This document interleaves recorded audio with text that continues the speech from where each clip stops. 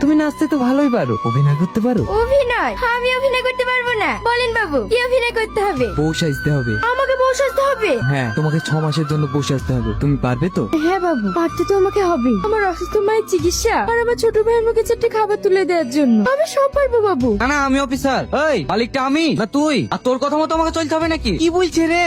এ ছুড়া তো বইকে বইকে আমার মাথা খারাপ করে দেবে। একটা প্রজেক্ট নিয়ে আলোচনা হচ্ছে, তার মধ্যে ঘেনার ঘেনার।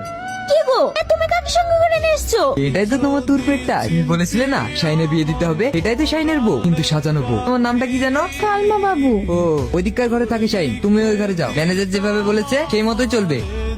এখানে একটা দরকারি মিটিং চলছে আর কানে করে ঘেনার ঘেনার, সব সময় কানে করে ঘেনা ঘেনা করবে। তোকে আমি কে তুমি? এখানে একটা দরকারি প্রজেক্ট নিয়ে আলোচনা চলছে, তোমাকে এখানে ঢোকার পারমিশন কে দিল? Security security. তুমি আমাকে চিনতে পারছো না? আমি তোমার বউ মাহি। মাহি? তুমি এতদিন কোথায় ছিলা? না না, তুমি আমার মাহি না, তুমি মিথ্যে কথা বলছো। তুমি আমাকে ভালো করে দেখো, আমি তোমার মাহি। হ্যাঁ, সেই চোখ সেই মুখ, এতদিন তুমি কোথায় ছিলা জানো? কতদিন আমি খাইনি ঘুমাইনি। তুমি আমাকে আগের মতো ভালোবাসবা তো? কেন বাসবো না? কি হলো, তুমি এত চিৎকার করছো কেন? ডাক্তার বাবু, আমি যদি আপনার মেয়ে হতাম পারতেন বাবা হয়ে মেয়ের জীবনটা এইভাবে শেষ করে দিতে? মারে, ওর মতোই আমার একটা মেয়ে ছিল। আজ বেঁচে থাকলে হয়তো তোর সমানই হতো। কথা দিলাম, আজ থেকে তুই আমার মেয়ে। শাহিনকে কোনোদিন আর বিষ ইঞ্জেকশন দেবো না। আজ থেকে শাহিনের চিকিৎসা আমি করবো। এমন ইঞ্জেকশন দেবো শাহিন খুব তাড়াতাড়ি সুস্থ হয়ে যাবে। আপনার এই উপকারের কথা আমি কোনোদিন ভুলবো না। তোরা সুখী হয়েছে রে মা।